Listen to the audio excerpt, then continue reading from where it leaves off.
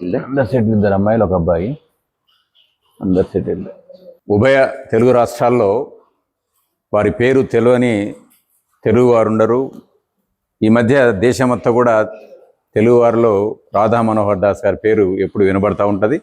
దానికి కారణం ఏంటంటే వారి సమాధానాలు, వారు మాట్లాడే మాటలు చాలా నిక్కచ్చిగా ఉంటాయి. అందువల్లనే కొంచెం పాపులర్ అయిందని చెప్పి నా అభిప్రాయం. వారిని కలవడానికి వచ్చాము. వారితోటి కొద్దిసేపు మాట్లాడదాం మనం. నమస్కారం అండి. హరే కృష్ణ. నమస్తే. మొదటగా డైరెక్ట్ ప్రశ్నలకు వచ్చేస్తున్నాడు. నేను ఒక 40-50 సంవత్సరాల తర్వాత ఈ భారతదేశం హిందూ దేశంగా ఉండే అవకాశం చాలా తక్కువగా కనపడుతుందని చెప్పేసి చాలామంది తత్వవేత్తలు కానీ, హిందూ సంఘాల అధినేతలు కానీ అనేటువంటి ఒక అభిప్రాయం ఏర్పడుతుంది. ఇందులో వాస్తవం ఉందంటారా? అంత టైం లేదని నేను అనుకుంటున్నాను. ఇంకా తక్కువ, ఇంకా లోపే.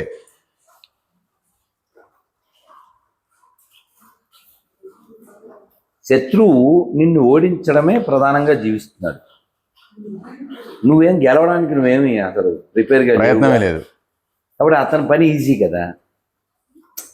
ఇప్పుడు అతను పెద్ద దొంగ తీసుకొచ్చి మీ తలుపు బదలకూడదామని అనుకున్నాడు. నువ్వు తలుపులు తీసి తాగేసి పడుకున్నావు. పాపం అతని కష్టం తగ్గేలా.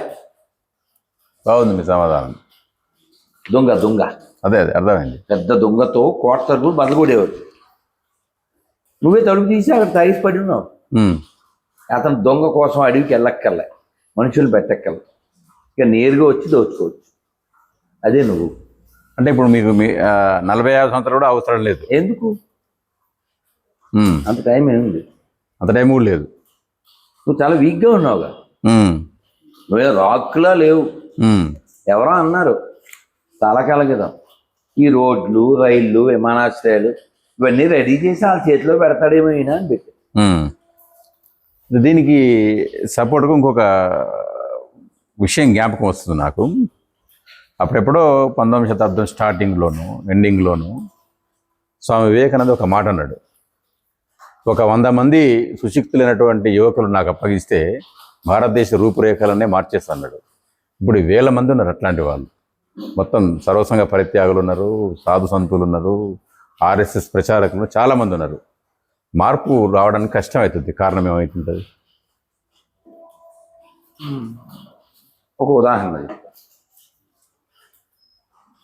రోజు ఓ పిల్లవాడిని ఉదయం 4ంటికి లేన్నాం అనుకోండి, వాడు మన దగ్గర ఉంటాడంటే ఉండడా? ఎందుకు ఉండాలి? చాలా కష్టం కదా. నువ్వు రాత్రి 8కి వదిలేసావు, పొద్దున్న 4కి లేవమన్నావు అంటే ఎన్ని గంటల టైం? 8 గంటలు నిద్రపో. కానీ వాడు ఏం చేస్తాడు? రాత్రి 1 గంట దాకా సెల్ చూస్తాడు. మీరు వదిలేసి నిద్రపోవడానికి, వాడు నిద్రపోడు. మీరు లేవమంటారు కదా పొద్దున్న, రాత్రికి ఎందుకు వదిలేసాను? పొద్దున్న లేవడానికి మీకు ఏం నొప్పి అంటారు, ఏంది మాట్లాడతావు అంటాడు, మీతో గొడవ పడతాడు. మీ తప్పేం లేదు, మీరు మంచి చెప్పారు, కానీ వాడు వినడు. అందుకని వాడి సెల్, వాడికి దానికి అడిక్ట్ అయ్యేది. అలా హిందువులు ధర్మము, దేశము ప్రయారిటీస్లో లేరు. నేను ఎక్కడో చదివానండి, మసీదు ముందు ఎక్కడో, నిద్ర పోవడం కంటే నమాజ్ చేయడం ముఖ్యం. చాలా మంచి, బాగుంది కొటేషన్. సంథింగ్ ఇంకా బాగా చెప్పారు. అందుకని 5ంటికి వాళ్ళు లేచి ఏం చేస్తారు? నమాజ్ చేస్తారు. నీకోసం సమాధి. వాళ్ళ మతం ఉండాలని వాళ్ళు కష్టపడుతున్నారు. పాపం ఎక్కడ పడితే అక్కడ మసీదులు కావచ్చు, చెట్లు ఉంటాయి, ఆ చెట్టుకి పచ్చగొడ్డ, పచ్చ రంగు, తర్వాత అలాగా చక్కగా అలా మజార్లు, ఇంకా రకరకాల. ఇంకో పక్కన క్రైస్తవులు. నువ్వేం చెప్తున్నావు? నువ్వేం పీకట్లే కదా. నువ్వు గుడికి వెళ్ళావు, ఒకవేళ వెళ్ళినా నీకేమీ తెలియదు, నువ్వేం చదవవు, నువ్వు చెప్పినా వినవు. సాగంటి గారు ఎంత కష్టపడ్డారు. చెప్పండి, ఎన్నాళ్ళ నుంచి చూస్తున్నాము? ఇంచుమించు 25 ఏళ్ళ నుంచి గొంతు పడిపోయేలా చెప్తూనే ఉన్నాను.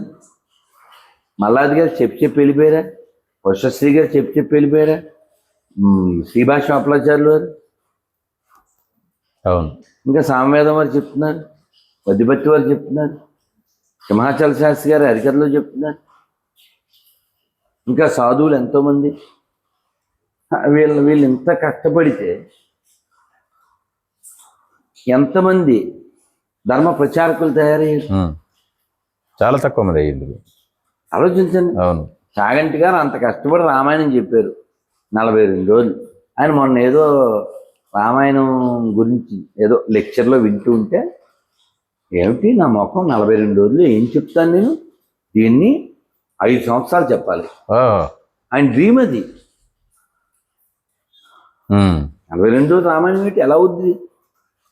24 చోట 5 ఏళ్ళు చెప్పాలి. అంత కెపాసిటీ ఉన్న గొప్ప వాళ్ళు. కానీ నీకేమెక్కింది? చాగంటి గారు రామాయణం 42 రోజులు చదివేసిన వాళ్ళు ఇంటికి వెళ్ళాక ఈ 5 ఏళ్లలో ఎప్పుడన్నా రామాయణం చదివారే మొత్తం? చాగంటి గారు ఉపన్యాసాలు ఎఫ్ఎంలో విన్నవాళ్ళు ఉమ్ము ఉత్సాహ పోసిన తినడం మానేసిరే లేదు. అదే ఎందుకు దీనికి ఏంటి మరి, దీనికి అసలు ప్రత్యామ్నాయ మూలం ఏంటి, ప్రత్యామ్నాయ మార్పు ఎట్లా అసలు సాధ్యమే? ఎలా అంటారు అది చెప్పండి. కొద్ది సిగ్గు చేరం రావాలి, అది ఎక్కడన్నా కొనుక్కుని ఆలగిద్దాం.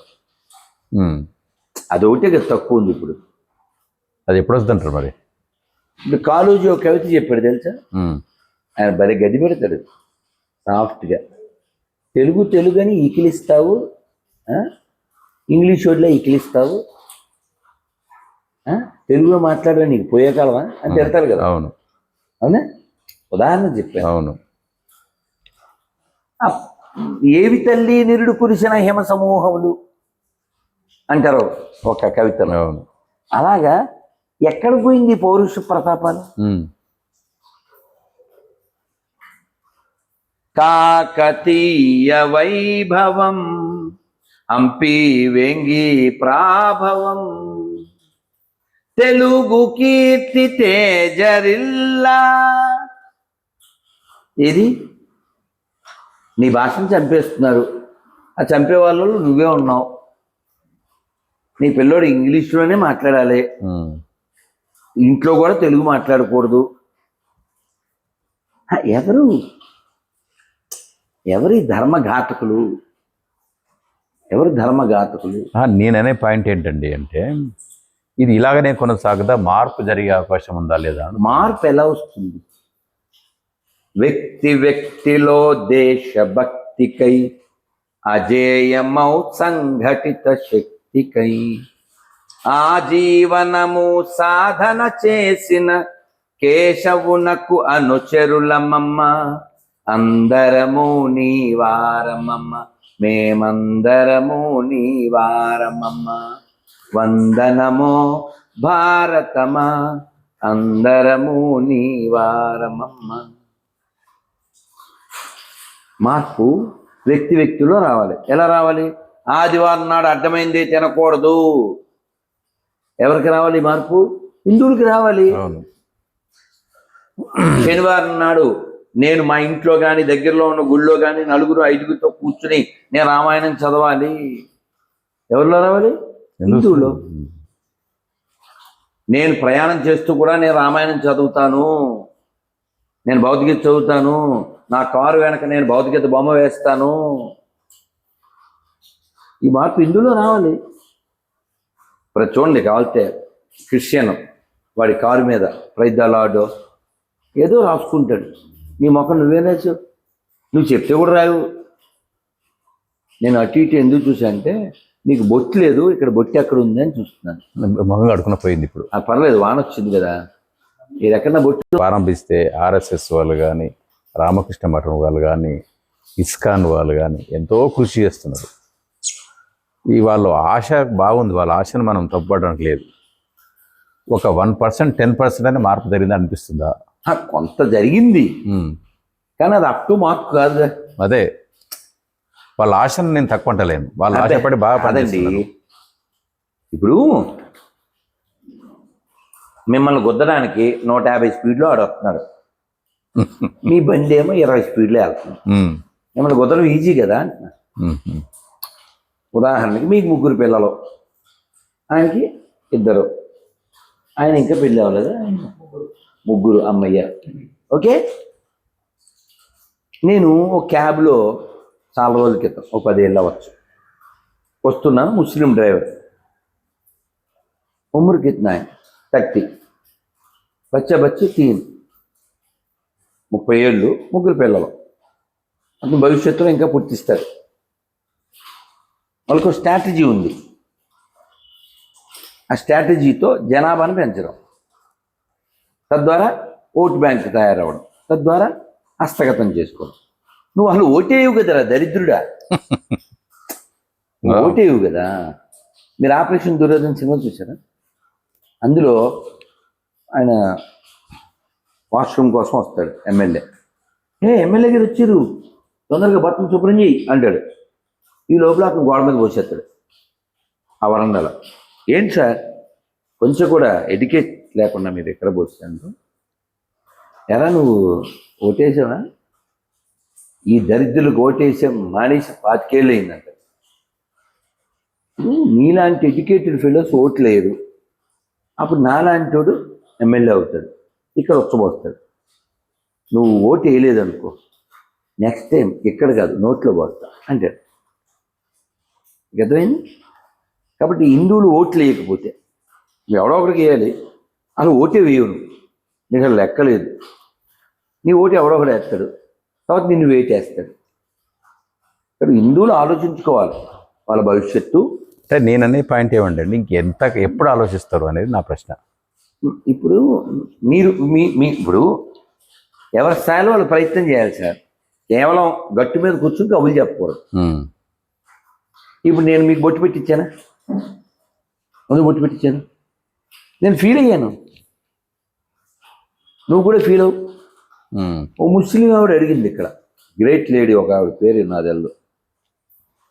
అరే ఈ చుక్కేగాళ్ళంతా పోయి మొన్న ఇఫ్తార్ విందులు ఇచ్చి టోపీలు పెట్టుకుంటూ ఈ సీఎంలు మంత్రులు అట్లా, మరి మీరు ఓవైసీతో బొట్టు పెట్టిస్తారా? అడిగింది ముస్లిం లేడీ. అదే పెట్టలేదు. మీకు అర్థమైందా? అర్థమైంది. పోనీ ఓవైసీతో నువ్వు పెట్టించద్దు, ఇందుకు పెట్టించాలి కదా నువ్వు కనీసం. ఇప్పుడు నువ్వు తిరుమల వెళ్ళావు, శ్రీశైలం వెళ్ళావు, ఆ క్యూ లైన్లో నిన్ను తోసేసేవాడు ఉంటాడు, నీతో రఫ్గా డీల్ చేసేవాడు ఉంటాడు, వాడి మొక్కను బొట్టు ఉండదు. నువ్వు వాడి బొట్టేస్తున్నావా? నీ సాటి యాత్రికుడికి నువ్వు బొట్టు పెట్టచ్చు కదా, ఓ బొట్టు దెబ్బ జేబులో పెట్టుకోవచ్చు కదా. బాధ్యత నువ్వు ఫీల్ అవ్వు, బాధ్యత తీసుకో, సెట్ అవుద్ది. ఇప్పుడు ఓ ముస్లిం దగ్గరికి వెళ్ళి డౌట్ అడగండి, కూర్చోబెట్టి చెప్తాడు. ఒక క్రిస్టియన్ డౌట్ అడగండి, పాస్టర్కి ఫోన్ చేస్తాడు, లేకపోతే అతనే చెప్తాడు.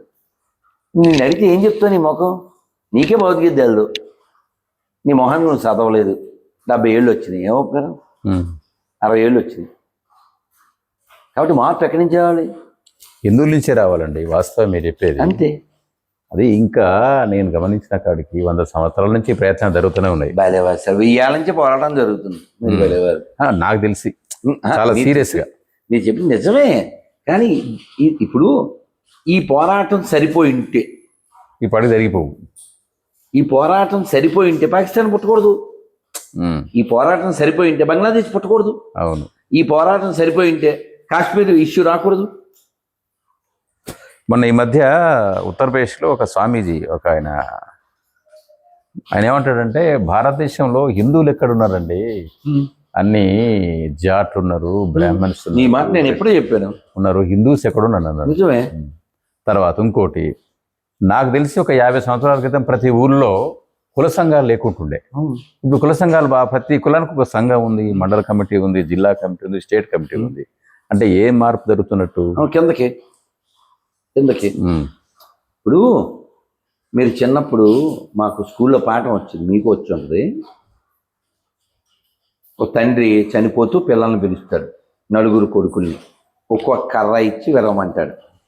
వాళ్ళు విరిచేస్తారు, 4 కలిపి విరవండి అంటాడు, విరవలేకపోతారు. అప్పుడు తండ్రి ఏం చెప్తాడు, కలిసి ఉంటే ఇలా ఉంటుంది అని చెప్తాడు. అవును. కాబట్టి హిందువులు కలిసి ఉండకుండా ఉండడానికి ఏం చేయాలి? పార్టీ కుక్కలను తయారు చేయాలి, కులం కుక్కలను తయారు చేయాలి, భాషా కుక్కలను తయారు చేయాలి. పెరియార్ తెలుసు కదా మీకు.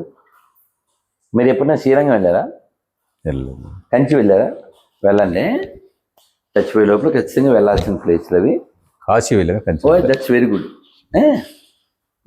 ఈ శ్రీరంగం కంచిలో గుడి ఎదురుగా ఈ పెరియార్ బొమ్మ, ఆ బొమ్మ కింద డైలాగ్స్ ఉంటాయి. There is no God, there is no God, there is no God. దేవాలయం ముందరనే. దేవాలయం ఉంది. Who says there is a God is a scoundrel, rascal. ఇప్పటికి ఉందా అది? అయితే నేను వీడియో మరి తీసానో లేదో తెలీదు. ఇప్పటికి ఈసారి మళ్ళీ శ్రీరంగం వెళ్తా, వీడియో తీస్తా. ఇప్పుడు ఈ డైలాగ్స్ ఈ పెరియారు బ్యాచ్ మసీద్ ముందు ఎందుకు పెట్టలే, చర్చ్ ముందు ఎందుకు పెట్టలే? ఎందుకంటే ఈ కుక్కలన్నీ ధర్మనాశనం కోసం పుట్టిన కుక్కలు ఇవి. అదే పేరు ఏదైనా పెట్టచ్చు. నువ్వు జై భీమ్ అనొచ్చు, పెరియార్ అనొచ్చు, లేకపోతే సెక్యులర్ అనొచ్చు. ఇదంతా ధర్మనాశనం చేయడానికి. ఇప్పుడు నాస్తికులు ఎక్కడ ఉంటారు? హిందువుల్లోనే ఉంటారు. వీడు హిందువులు మాత్రమే ప్రశ్నిస్తాడు. వీడు ఏమన్నా కట్టమైసమ్మ గుళ్ళో టాయిలెట్ ఎందుకు వెళ్ళాడు పోరంబోగు నా కొడుకు కానీ ఈ పోరంబోగు అడగడు.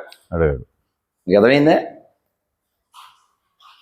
ఏమండి టచ్ అంటే గడ్డ పగిలిపోను అంటున్నాడు ఈ పాస్టర్ గారు, తప్పు కదా అని అడగడు వీడు. అర్థమైందా? అడుగుతున్నారులేండి ఈ మధ్య. ఏదో అలాంటి వాళ్ళు కొంచెం గట్టిగా గడ్డి పెట్టడం వలన కొంతవరకు, లేకపోతే బుద్ధి జ్ఞానం ఉన్నాడు ఎవడైనా. ముస్లింసే చెప్తున్నారు రొట్టెల పండగ లేదు, మీ పెన్నాకూడు లేదని. పీర్ల పండుగ లేదు, రొట్టెల పండుగ లేదు వాళ్ళే. మన పీర్ల పండుగ నీకు సిగ్గుండాలా?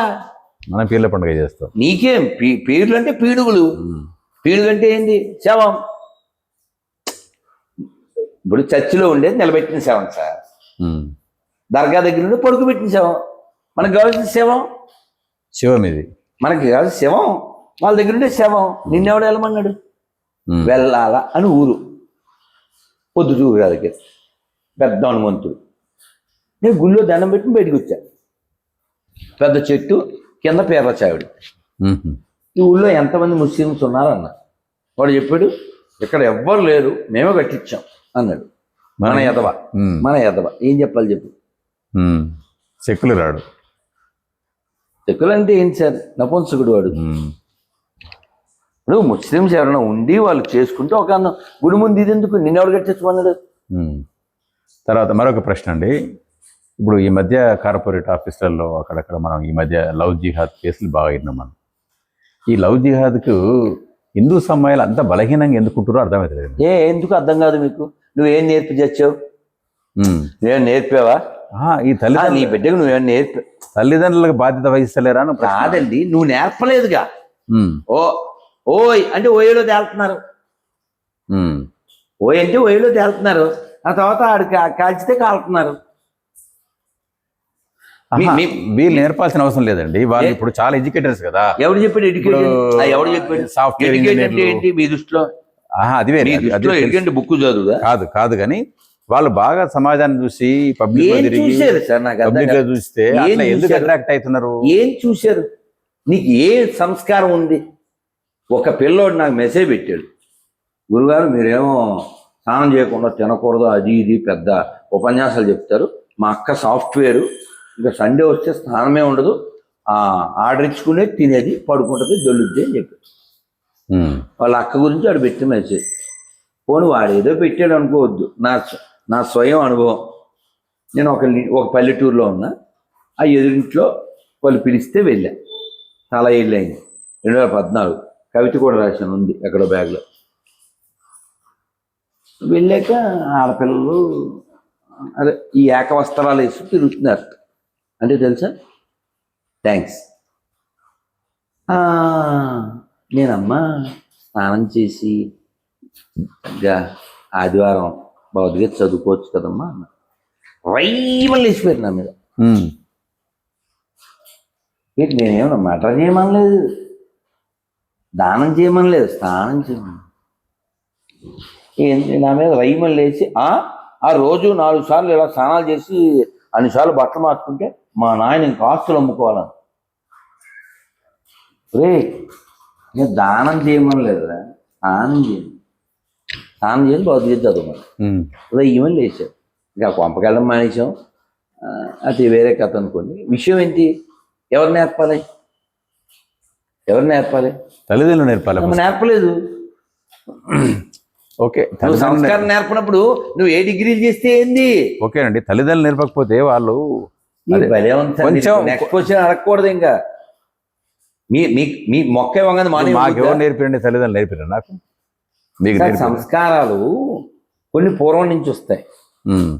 ఇప్పుడు మా నాన్నగారు పూలు వేయమన్నారు, మేము బావిలో నీళ్లు తోడుకుని స్నానం చేసి పూలు కోసి నాన్న పక్కన కూర్చొని నాన్న విభూతి పెడితే, ఆ తర్వాత నాన్నతో మంత్రాలు చదువుతుంటే ఆ పూలు అక్షతలు దేవుడి మీద వేసి మాకు లైఫ్ స్టైల్ ఏర్పడింది, అలవాటు ఏర్పడ్డది. అదే ఈ పిల్లలకి ఎవరు నేర్పిస్తున్నారు? ఏం తొందరలే స్నానం చేయి, కాబట్టి తినేయి, వెళ్ళిపో, బాగా చదివేయి, తర్వాత ఎవరి చోటు లేచిపో, మొత్తం వాసిపో. చాలా చెక్ చేయండి. ఓయో రూముల్లో దొరికే వాళ్ళంతా హిందువుల అమ్మాయిలు కదా? 100%. ఎందుకు దొరకాలి? ఆడు ఎందుకు నరకాలి? తప్ప ఆల్దా వెళ్దా? నువ్వు ఎప్పుడైనా కూర్చోబెట్టావా? కాదు, ఇంత బలహీన వైరాన్ని బాధ అనిపిస్తుందండి. మరి నీ బాధ నీకంటే పెద్ద బాధ కదా నాది. నా పేరు రాదా, నాకు అంతకంటే పెద్ద బాధ. ఇప్పుడు విషయం అలా ఎందుకు తయారయ్యారు? నువ్వు నేర్పబోబట్టి కదా. ఇప్పుడు మా అమ్మ 5 చదివించారు, ఎడ్యుకేటెడ్. ఏంది 5 చదివిన ఎడ్యుకేటెడ్ ఉమెన్ మా అమ్మ. ఎందుకంటే మమ్మల్ని ఇంట్లోకి రానిచ్చేది కాదు, స్కూల్ నుంచి వచ్చాక. అలా సందులో నుంచి వెళ్ళాలి, వెళ్ళి బట్టలు తీసి ఆ పెట్లు పడేయాలి, ఆ టవల్ కట్టుకుని స్నానం చేయాలి. అదైందా? బావిలో నీళ్ళు దొరికి స్నానం చేశాక ఈ లోపల ఆ కుర్చీలో ఉతికిన బట్టలు పెడద్ది, ప్లేట్లో అమ్మ పొయ్యి మీద కట్టెల పొయ్యి మీద వండిన స్నాక్స్ పెడద్ది, తినేసేసి మేము చక్కగా ఆడుకోవడానికి వెళ్ళేవాళ్ళం. మరి నువ్వెలా ఉన్నావు? ఆ బూట్లు కాలుతో లోపలికి వచ్చేస్తాడు. ఎవరు ఎడ్యుకేట్, మా అమ్మనా నువ్వా? అదేనా? నీవు నేర్పిన విద్య నీరదాక్ష. అందుకే నేర్పాలి, నేర్పి వింటారు. మన ఆడపిల్లలు ఏం చెడ్డోళ్ళు కాదు, తెలుసా? బంగారు తల్లి. ఇప్పుడు ఆ పిల్ల రాలా, ఆ పిల్ల ఇంటర్వ్యూ చేసిన పిల్ల తగ్గ ఎందుకుంది? పెంపకం. మీరు ఇప్పుడు ఇంత సూటిగా ఇంత ధైర్యంగా మాట్లాడుతుంటారు కదా, ఇప్పుడు మీ వీడియోలలో కూడా అనేక మందిని చీల్చి చెండాడుతుంటారు. మరి మీకు థ్రెట్టింగ్స్, మాటలు అవన్నీ మీకు రోజు వస్తానంటే చూస్తారు. అప్పుడు మీకు బాధ అనిపిస్తుందా, కోపం అనిపిస్తుందా, నవ్వుకుంటారా? రెండు ఏముండదు. నవ్వుకుంటారా? వాళ్ళు బాగుపడాలని కోరుకుంటాను, వాళ్ళకి అవకాశం ఇస్తాను, వాళ్ళకి రిప్లై ఇస్తాను, ఛాన్స్ ఇస్తాను, వాళ్ళు నిలబెట్టుకుంటే బాగుపడతారు. ఇప్పుడు మీరు సాధారణ ఒక మాట అంటుంటారు, ఎప్పుడు మీరు మాకే పుట్టారు అంటుంటారు. నిజమేగా? అది నిజమైనప్పుడు కూడా వాళ్ళకి కొంచెం హర్ట్ కారా? మరి అట్ట అవడానికే అన్నది. మీరు బయలుదేరాలి సార్, అట్ట అవడానికే అన్నాను. అట్ట అయితేనే అది ఫిట్ అవుతాడు, లేదా పట్టు అవుతాడు. ఉదాహరణకి ఇక్కడ 1 2 3 4 5 6 మంది ఉన్నాం సార్. ఈ 6గురిలో మా అందరి జుట్టు ఒక రంగు, మీది ఒకటి రంగు, మన అందరిది ఒకే రంగు అని మీరు అన్నారనుకో ఊరుకోం మేము. అదేందా? ఎందుకని? అబద్ధం కదా. మీరు అట్టయితే మాకేంటి, కాకపోతే మాకేంటి సార్? నువ్వు అబద్ధం చెప్పావు, ఖండిస్తా అంతే. అదేందా? అలాగా ఇప్పుడు ఆడి పేరు రామకృష్ణ, ఆడి పేరు బాలకృష్ణ, నేను క్రైస్తవుని అంటాడు. ఏడకెళ్ళి క్రైస్తవుడయ్యో? మీ అమ్మ మంచిది అంటాను నేను. తప్పేం లేదు, వాళ్ళ అమ్మ మంచిది అంటే తప్ప. బ్రిటిష్ వాళ్ళు ఎవరు మీ ఇంటికి రాలేదు, నువ్వు మాకే పుట్టావు, నిజమేగా? మీ అమ్మాయి అవమానిస్తున్నాను. అది నిజమే, కానీ పచ్చిగా అనిపిస్తుంది అన్నట్టు అనిపిస్తలేదా మీకు? వాడి సిగ్గు రావాలిగా. వాడు వాళ్ళ అమ్మని అవమానిస్తున్నాడు, ఆడి ఫీలింగ్లో. వాడిని కరెక్ట్ చేయాలా వద్దా? ఇంత పచ్చిగా మాట్లాడి కరెక్ట్ చేయాలా అని నా ఉద్దేశం. పోనీ తీగా నాన్న బాబు అంటే ఏమైనా సెట్ అవుతుందా? చూస్తారా? చూస్తారా? మీరు సరదాగా చూస్తా అంటే చూపిస్తాను. ఇక చూడండి ఎంత బాగుంటాయో. చూడండి సార్, మీరు కళ్ళతో చదవండి. ఇదే చదవండి, పైకి చదివితే చదవండి, నాకు అభ్యంతరం. నేను పెట్టింది దాంట్లో బూతులు ఉన్నాయంటారా? ఏ రాగుడు మీరు చదవలేదు, నేను చదవనా? చదవనా? ఇంకో ఇతను పేరు బాబు 225 అని ఉంది. ఏఏ క్రియేటర్ అని ఉంది. నేను పెట్టిన దాంట్లో బూతులు ఉన్నాయంట్రా, ఎరా గుండు నా కొరక. నేను కింద ఏం పెట్టా, ఇదే రుజువు అని పెట్టా. దీనికి సామెత ఉంది తెలుసా మీకు? శుభం పలకరా సుబ్బన్న అంటే పెళ్లి కూతురు డాష్ ఎక్కడ ఉంది అన్నాడు. సేమ్ ఇప్పుడు ఆ కామెంట్లోనే బూత్ ఉంది కదా, ఇంకా అది మర్యాద ఎక్కడుంది? అవును, అర్థమైందా? అర్థమైంది. అది అందుకని వాళ్ళని బాగు చేయడం అనడానికి ప్రయత్నం అనేది ఈ మధ్య ఒక మీటింగ్లో, ఒక సభలో ఒక పాస్టరు మీ మీద మామూలు మాట తిట్టిండు, బూతులని తిట్టిండు. అది అన్ని వీడియోలలో, టీవీ ఛానల్లో అన్నిట్లో వచ్చింది. ఏమనుకున్నారు అప్పుడు మీరు? ఇదే అనుకున్నారు అప్పుడు కూడా? నేను ఒక స్టాండర్డ్ ఉంది సార్, నన్ను ఇది ఎన్నో ఏళ్ళుగా అడుగుతున్న ప్రశ్న ఇది. చెప్పండి. Elephant walks, dogs barks, Radhamanohar rocks. అర్థమైందా? ఇలా చాలా కుక్కలు మరుగుతుంటాయి. ఇక్కడ ఓ పిల్లోడు ఉన్నాడు, వీడి పేరు కళ్యాణం. మీరు చూడండి, ఇతను నాకు చూడండి, మీరు చదువుతారు ఇంగ్లీష్లో? చదవండి మీరే. ఇతను ఈ ఫోటో పెట్టాడు, దీని పేరు కళ్యాణి, అబ్బాయి పేరు. ఇంకో ఫోటోలో ఇది డౌన్లోడ్ అవ్వలేదు, ఇది పురుషుడిది. అతను ఏం పెట్టాడంటే ఇంగ్లీష్లో, I want American parents because I love Jesus, he will give me American parents. If I pray to Krishna I will get Indian parents. వీడు ఎవరికి పుట్టాడు? ఎక్కడ వాళ్ళకి పుట్టాడు.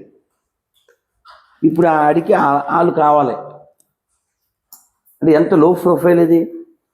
పొండరీకుడు తెలుసు మీకు? పొండరీకుడు వాళ్ళ నాన్నగారి కాళ్ళు నొక్కుతుంటే కృష్ణుడు వచ్చాడు.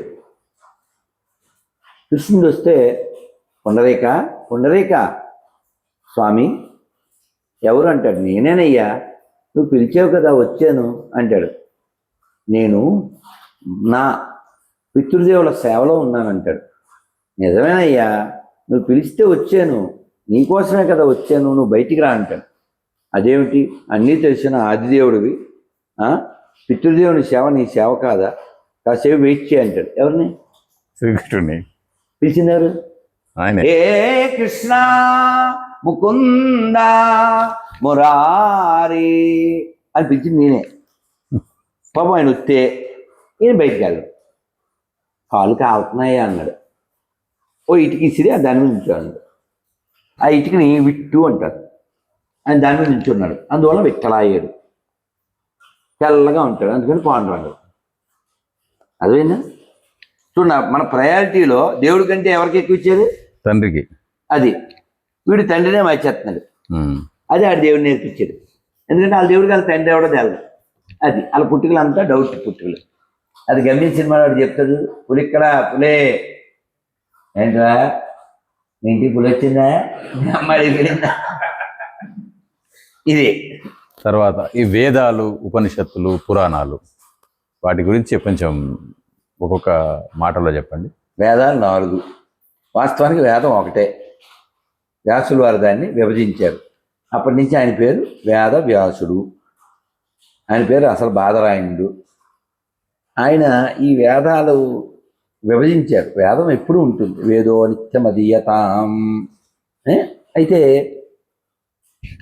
ఈ వేదాన్ని శృతి అంటారు. ఈ శృతిని అనుసరించి వచ్చిన వాటిని పురాణాలు అంటారు. మహాభారతం, రామాయణాన్ని ఇతిహాసం అంటారు. అంటే చరిత్ర, జరిగింది అని అర్థం. ఈ పురాణాలను అనుసరించి తర్వాత ఉపనిషత్తులు. ఇలా వేదము, ఇతిహాసము, పురాణము, ఉపనిషత్తులు, దర్శనాలు, స్మృతులు ఇన్నున్నాయి. ఇన్నిటిలో అన్నమయ్య చెప్తాడే, అలా మనం కొంచెం పట్టుకుంటే చాలు. ఏంటంటే అంత అన్నమయ్య 32,000 సంకీర్తనలు రాసి ఆఖరిలో ఓ పిటిషన్ పెడతాడు వెంకటేశ్వరకి. ఒక్క సంకీర్తనే చాలు వద్దికై మము రక్షింపగా, తక్కినవి బండారాన దాచి ఉండని. వెక్క సమగుని నామము వెల సులభము ఫలమధికము దిక్కై మమ్మేలితివి వెనిక తీరని నా ధనమయ్యా దాచుకో దాచుకో నీ పాదాలకు తగనే చేసిన పూజలివి హరి. అలా అన్నీ చదవలేం, అవును. అంత టైం లేదు. కాబట్టి కొంతైనా చదివి, కొంతైనా గ్రహించి, కొంతైనా పాటించి ఇది మళ్ళీ రాకుండా చూసుకోవాలి.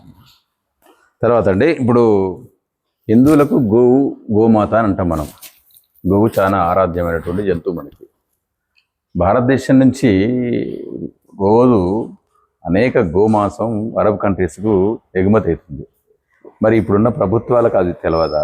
ఒకటి, హైదరాబాద్లోనే ఒక గోవధశాల ఉంది, ఆల్ బకర్ ఉంది. అది తెలుసు కదా, ఎవరు నానా కళ్యాణ్